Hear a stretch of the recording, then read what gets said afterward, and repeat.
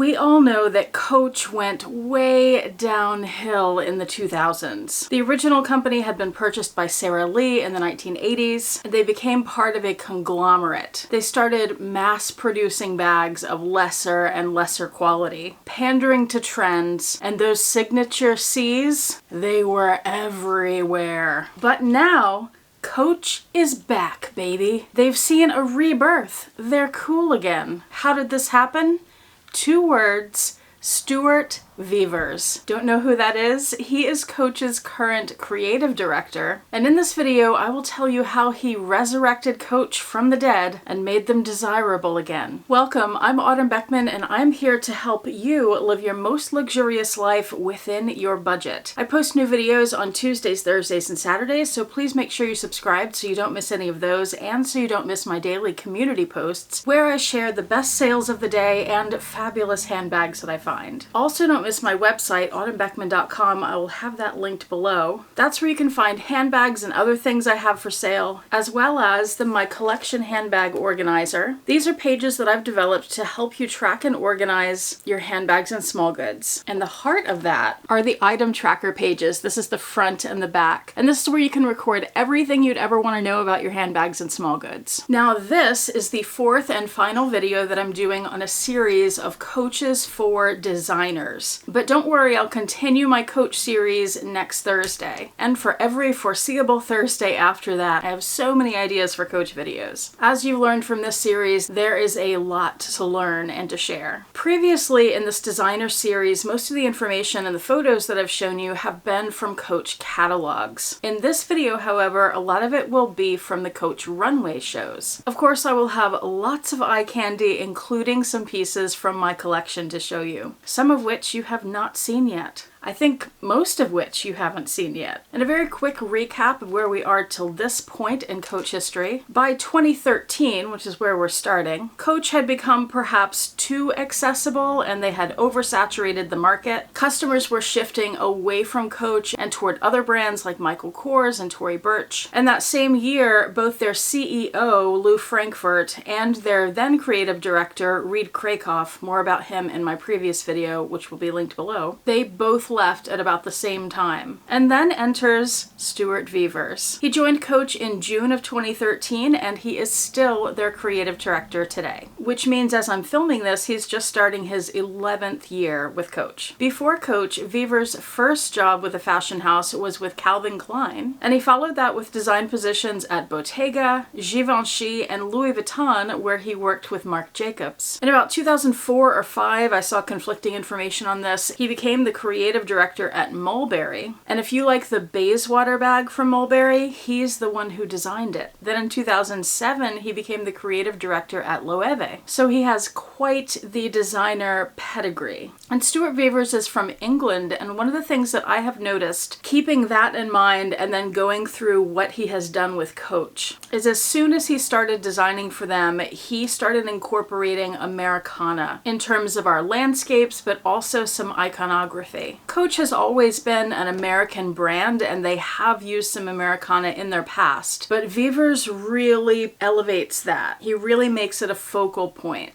And Stuart Vevers is responsible for the Coach that we know today. When Vevers was brought on in 2013, they were trying to rebuild their image, and one of their goals was to position the Coach brand as more of a luxury brand and less mass marketed like they had become. And they planned to start raising prices, and we have seen that happen, haven't we? In 2014, Stuart Vevers released his first collection for Coach, and he did so at New York Fashion Week. This was the first time that Coach had been involved in New York Fashion Week, even though that event had been around for decades. But it didn't start as the runway shows that we're used to now. For the first 2 years, they did what they called presentations. It looks similar to a runway show, except it's more like a stage, but there were backdrops, models in the ready-to-wear with the accessories. And all I've seen are still photos, so I don't know if there was an audience or if there were just still photos taken that were then sent out to the press. If any of you do know, please let us know in the comment section.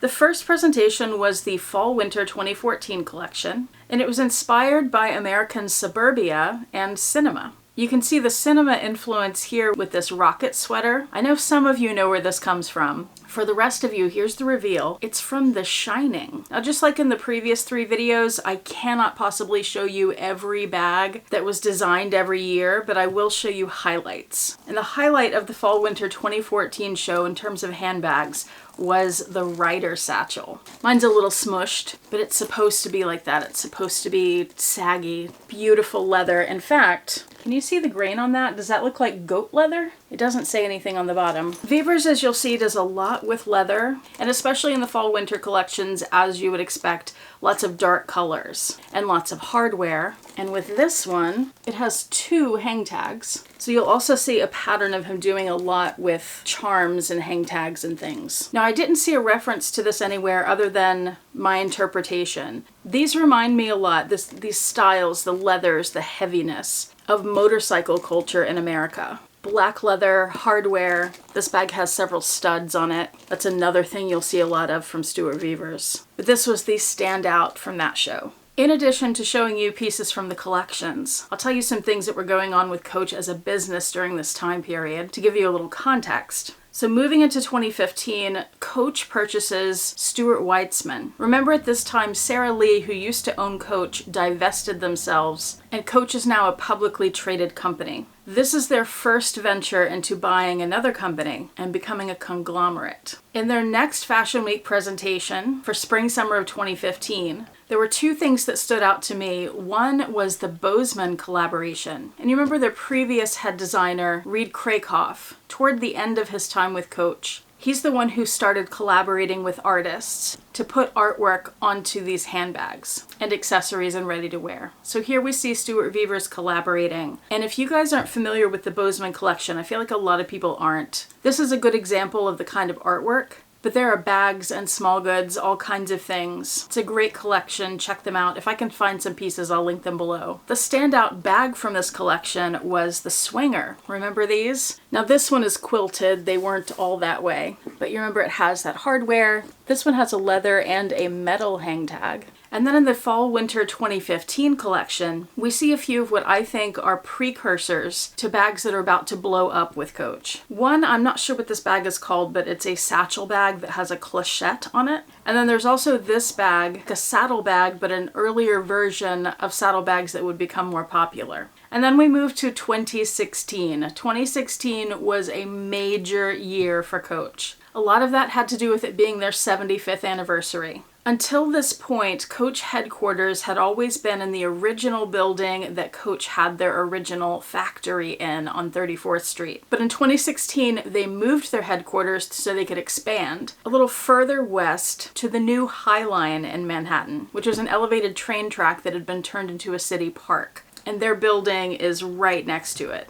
They also released this book, Coach, A Story of New York Cool, which is basically a decade-by-decade retrospective from the 1940s up until 2016, showing not only some of what was going on with Coach, but also what was going on in New York at the time to give the designs some context. I have heard in the Coach Facebook groups that if you're interested in getting a copy of this book, to call around to some of the Coach outlets. It seems that's where they are these days, but not everybody has them, and some of the stores only want to give them to VIPs. So call around to several stores before you give up. They might be a little hard to find. And I think they run around $75. They also did, as far as I could tell, what was their first celebrity collaboration. And I don't mean celebrities advertising for them. I mean a celebrity comes in and helps design the products. And this was with Selena Gomez. And they presented their spring 2016 collection at their very first New York Fashion Week runway show. It was on the High Line, so right next to their building. The set was made up to look like an American prairie.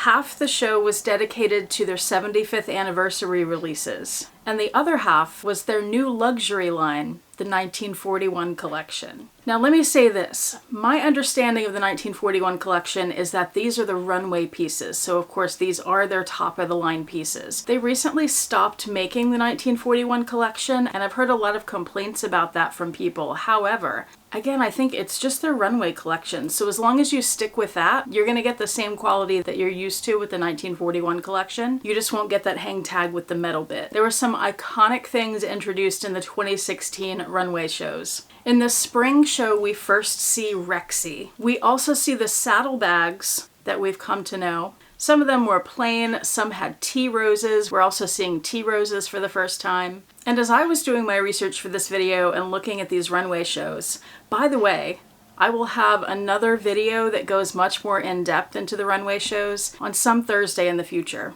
But as I was looking at these, I saw a handbag in this show that I immediately fell in love with, and I don't remember ever seeing it before. And of course I picked one up. It's the Outlaw Satchel. I love so much how this exterior pocket folds over and you can see the micro suede on the inside and the contrasting colors there. It's so pretty. This is that 1941 tag I was talking about, in case you're not familiar. So it has a metal end and then the horse and carriage is in metal. And then we also see a clochette on this piece. In the fall 2016 collection, the Coach Rogue was introduced. Now this is not one of the original ones. This one has the 1941 tag. The originals also had a bigger clochette. And you can see that clochette on this bag. This is the Coach Rogue Satchel, which was also released in 2016. Here's that larger clochette I'm talking about. And many of the bags in this show featured what they called Western rivets, and I have an example of that here. This is a saddle bag, so you can see what I'm talking about from the previous show. And these are the rivets. These were all placed by hand on all of the bags. And this does have a crossbody strap in case you're wondering, but it's inside the bag. I'm not sure that Coach was printing catalogs on a regular basis at this point, but I do happen to have this catalog from this particular collection. So here you can see the Rogue with the Western rivets. This collection also had a lot of varsity references, like these varsity jackets. And from there they took the patches and put them on bags. We also see varsity stripes. Rexy makes another appearance, as does, this is hard to see, but Steggy, that's the Stegosaurus in the leather skeleton charm. Those two dinosaurs and several others, as well as some other animals, were released as Coach mascots. And I'm going to have a whole video on the Coach mascots, again, at some Thursday in the future. This is also the collection where Coach started doing the Buy It Now offering, which is where immediately after the runway show airs, you can run over to the Coach website, and if you're quick enough, you can buy yourself one of the limited edition bags from the runway show. 2016 is also the year that sustainability starts to become a lot more visible with Coach.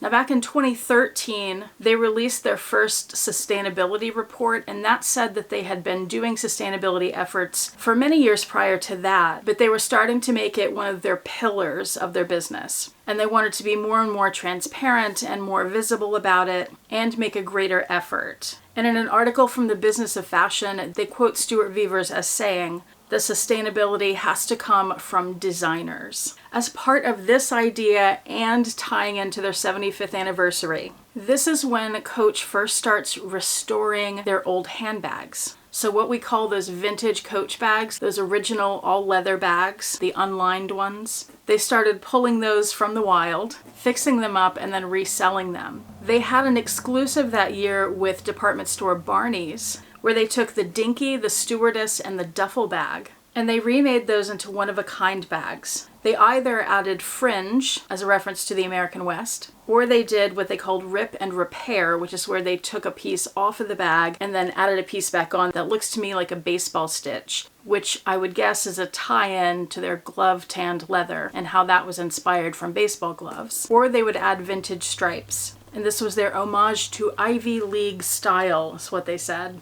They also had an auction this year of upcrafted bags, also one of a kind and very interesting. And around this time is when they introduced Coach Create, which is where you can customize your Coach bags by adding initials or stamps to the luggage tags. So yeah, 2016, very big year. In 2017, in July, Coach purchases Kate Spade. And then in October, they rebranded from Coach Inc. to what they are now, Tapestry. That is their umbrella parent company conglomerate name. Back to their runway shows, their spring 2017 show, and I will say that at this point in a lot of these shows, it gets difficult to find really clear pictures of the handbags because a lot of the runway show photos are straight on as the model is coming down the runway and the bag is on their side, so you only see like the side of the bag and not the front. It's kind of frustrating. But this show included a lot of smaller bags, many of which appeared to be dinkies with fringe. And the dinky was one of Bonnie Cashin, their first designer's original bags that they've taken and updated. And they were doing that a lot at this point. They had been doing that over a few decades. The fall show brought another prairie scene, We see kiss-lock leather satchels with rogue handles, more rogues, and the Rogue 39 tote is introduced, with Rexy pulling the carriage instead of a horse. Notable from the spring 2018 collection is these mailbox bags. They're these east-west cubicle, except they're rectangular bags with kiss-lock pockets on the end. This is from one of Bonnie Cashin's designs, but they've updated it. And they also did a collaboration with Keith Haring. In the fall of 2018, they did a lot of layering of bags, so you have a small handbag with a large tote. We've seen that trend repeated in runways since then, not just in Coach. And these bags had a lot of applique and leather lacing and chains. This bag was made in 2018. This is the Dinky with leather sequins and some studs and flower patterns. It is a 1941 bag, but I didn't see it in any of the runways, which doesn't necessarily mean anything because I haven't seen everything in all the runways. But there was a period at which they were making the Dinkies in tons of different variations, so it does appear to be around this time. In 2019, Coach did their very first runway show in Shanghai. That was also their 15th anniversary of being in China. And as part of their sustainability efforts, they discontinued the use of fur across the company. They also introduced the Tabby bag. Now this is the Tabby Hobo, so not necessarily the more traditional Tabby that you might be used to seeing, the flat bag, but a Tabby nonetheless. Their spring collection was inspired by a trip that Stuart Vevers took to Santa Fe, New Mexico, and specifically to Ghost Ranch. Paul and I have had the good fortune of being able to visit there several times, and if you have too, then you can understand why anybody who visits would be inspired. This collection saw north-south frame bags with kiss locks, another Bonnie Cashin design that's been updated. They also did a Disney collaboration as part of this collection. I think it was the first time they collaborated with Disney, but they've done that several times since. They've also since collaborated with other companies like Peanuts. And again, I will have another video at some point that's focused on some of their different collaborations. They do artist collaborations, celebrity collaborations, business collaborations. There's a lot to talk about there. And speaking of, in the fall they did an artist collaboration with Cafe Facet. This has become a very desirable collection, and these pieces are pretty expensive on the Preloved market. And in November for Thanksgiving, they had a Rexy float in the Macy's Thanksgiving Day Parade. It was the first luxury fashion house to have a float in that parade. Now, having gone through all these years of Coach, I think during this era, the Stuart Vevers era, and the years where Coach is rising from its ashes, I think 2016 was really the turning point for them.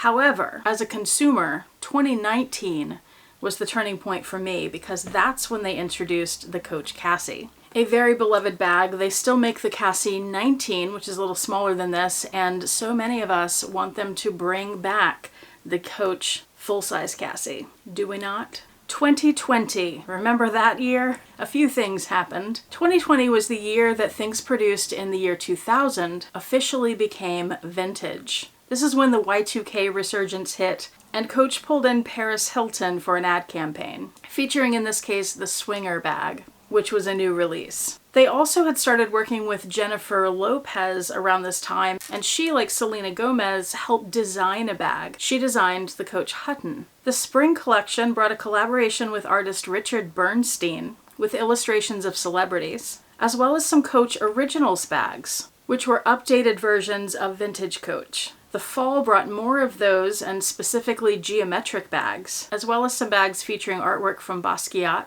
And this I had never seen before. Vevers started using Bonnie Cashin's what we now call legacy stripes on bags and in clothing. I love this bag. Can't see it very well, but I love all the stripes. 2021 was Coach's 80th anniversary, and this is when they introduced their Preloved program. At the time, you could take in your older Coach bag that you didn't want anymore and potentially exchange it, trade it in for store credit. They also introduced the 4 sections that we're used to seeing on their website now. There's vintage, where they take vintage bags and restore them and resell them. Restored, where they take not vintage bags, restore them and resell them. Upcrafted, where they take bags and they do things to it. They might paint it, they might put patches on it, they do all kinds of crafty things. And then remade, which is where they take scraps and they make completely new things, similar to what Hermes does with their Petite H collection. 2021 is also the year we saw the Pillow Tabby introduced, and it's where we saw the pandemic affect the runway shows. A lot of fashion houses had runway shows but without an audience. Coach instead did a film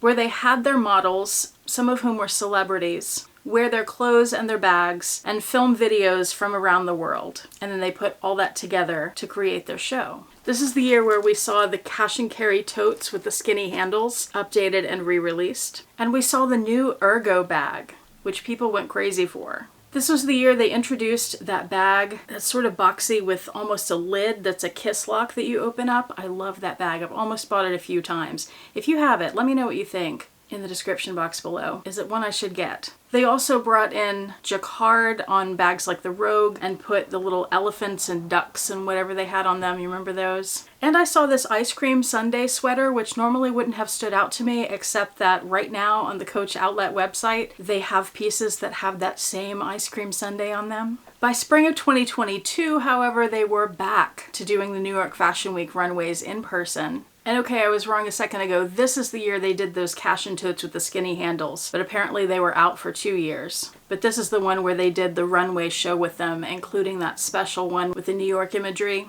and they've done more since then. The fall collection saw another Bonnie Cashin remake, the Sling bag, and we saw the Mint and Surf collaboration. In 2023, they introduced Coachtopia, again part of their sustainability efforts. This is where they make handbags and other products in sustainable ways, circular processes, recycled materials. A lot of people complain about the materials those are made of, but there is a reason for it. And in August, they announced plans to purchase Capri Holdings, which is another conglomerate that owns Michael Kors and Jimmy Choo. But currently that is being challenged in US courts, reason being the feds believe that this could make Coach a monopoly. I would argue if Louis Vuitton can do it, Coach can do it. The spring 2023 show saw Lil Nas X as the ambassador. He walked in the show and they introduced the Jelly Tabby, which is currently on sale at Coach if you're interested. And I found one even cheaper on another website, so I'll have that link below. And this is where they introduced the Tabby Messenger.